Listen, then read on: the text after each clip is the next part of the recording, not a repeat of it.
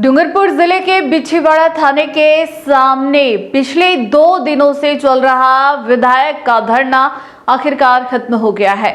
देर रात एएसपी और विधायक के बीच हुई लंबी वार्ता के बाद पुलिस प्रशासन ने कार्रवाई करते हुए 2 पुलिसकर्मियों को लाइन हाजिर कर दिया है, जबकि पूरे मामले में जांच के आदेश भी जारी कर दिए हैं।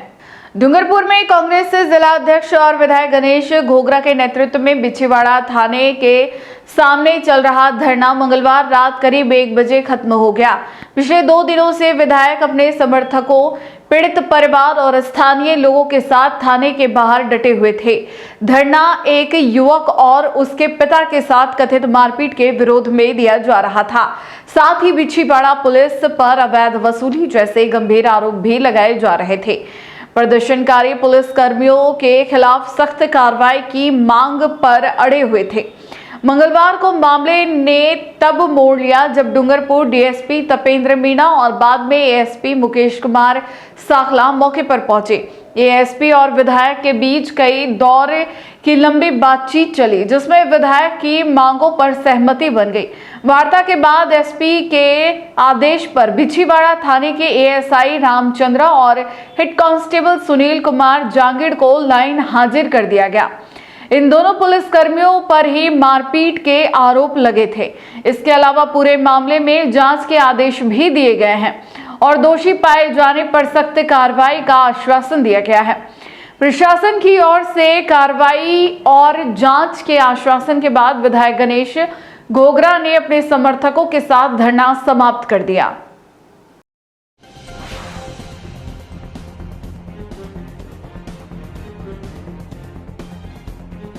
एक रिपोर्ट विधायक साहब डूंगरपुर श्री गणेश घोगरा साहब ने मेरे को पेश की थी अभी मौके पे।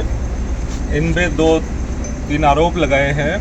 महेंद्र परमार जी के एक लड़के के साथ पुलिसकर्मी पे मारपीट का आरोप लगाया था, जिसकी साहब चाहते हैं कि इसकी गहनता से जांच हो। तो इसकी जांच के लिए इन्होंने मैं सुबह मूल जो परिवाद है वो एसपी सर को भेज देंगे।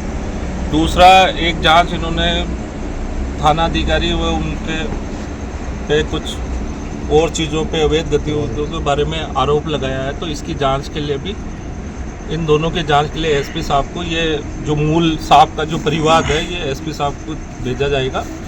रही बात ये 2 जो अधिकारी हैं रामचंद्र एएसआई और सुनील जांगिड़, इनको अविलंब अभी हम थाने से मेरे कार्यालय में इनको भेज दिया गया है।